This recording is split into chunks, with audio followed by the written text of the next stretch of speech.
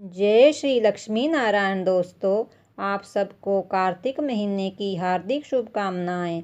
दोस्तों, आज इस वीडियो में आपको बताऊंगी कि कार्तिक महीने में हमें कौन से ऐसे कार्य करने चाहिए जिससे हमें अक्षय पुण्य की प्राप्ति हो।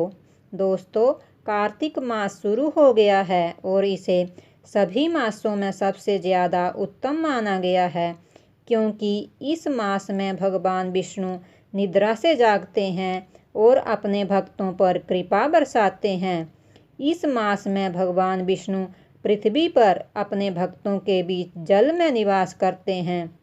स्कंद पुराण के अनुसार इस माह में भगवान शिव के पुत्र कुमार कार्तिकेय ने तारकासुर का वध किया था। इस मास में ब्रह्मा मुहूर्त में उठकर स्नान करने से सभी तीर्थों का फल प्राप्त होता है और इसके साथ ही दीपदान करने से अक्षय पुण्य की प्राप्ति होती है और इस मास को मोक्ष का द्वार भी कहा गया है। आइए मैं आपको बताती हूँ कि इस मास में हमें क्या क्या करना चाहिए। दोस्तों, कार्तिक मास में पवित्र नदियों में स्नान अवश्य करना चाहिए।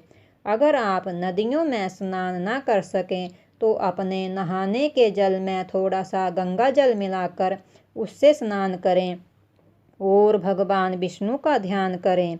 ऐसा करने से भी आपको तीर्थ स्नान के समान फल और मोक्ष की प्राप्ति होती है।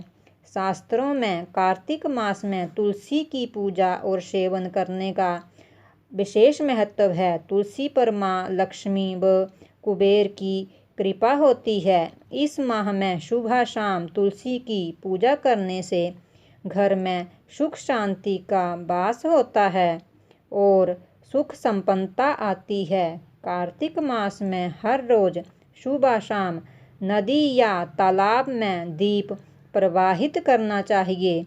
अगर नदी तालाब ना हो तो तुलसी के साथ शालिग्राम की पूजा करें। दोस्तों, कार्तिक मास में हर रोज संध्या काल में भगवान विष्णु के नाम का स्मरण करके तिल के तेल का दीपक जलाने से भी समृद्धि और मुक्ति मिलती है। इसके साथ ही भूमि पर हमें शयन करना चाहिए।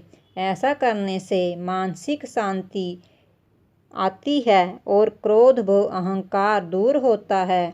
इसके साथ ही हमारी आत्मा भी शुद्ध होती है। दोस्तों, कार्तिक मास में दान का विशेष महत्व बताया गया है। इस मास में दिया गया दान अन्य की अपेक्षा अधिक पुण्यदायी होता है। इस मास का दान कई जन्मों तक शुभ फल देता है और इसके साथ ही रोज उगते हुए सूर्य को जल अवश्य देना चाहिए और सभी देवी देवताओं की पूजा करनी चाहिए।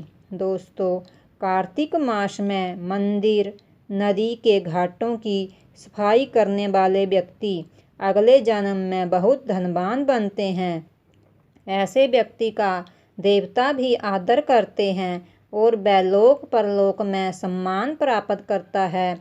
भगवान कृष्ण ने देवी सत्यभामा को बताया था कि कार्तिक माह में मंदिरों की सफाई करने की वजह से ही उनको धन संपदा का सुख प्राप्त हुआ है। दोस्तों, कार्तिक महीने में शिव पुत्र कार्तिक की पूजा अवश्य करनी चाहिए, क्योंकि कार्तिक मास के स्वामी भगवान शिव के पुत्र कुमार कार्तिकेय हैं। इसलिए इस माह कार्तिकेय की पूजा अवश्य करें, क्योंकि इन्हीं के नाम पर ये मास पड़ा है। इस माह में कुमार कार्तिकेय ने देवताओं का सेनापति बनकर तारकासुर का वध किया और देवताओं को फिर से स्वर्ग की सत्ता सौंपी थी। दोस्तों, कार्तिक मास में भगवान विष्णु व नारायण के रूप में पूजे जाते हैं। इसलिए इस मास में ब्रह्मचर्य का पालन अवश्य करना चाहिए। इस मास में गरीबों और ज़रूरतमंदों को अवश्य दान देना चाहिए। दोस्तों, इस प्रकार आप कार्तिक महीने में इन कार्यों को करके अक्षय पुण्य की प्राप्ति कर सकते हैं। जय श्री लक्ष्मी नारायण।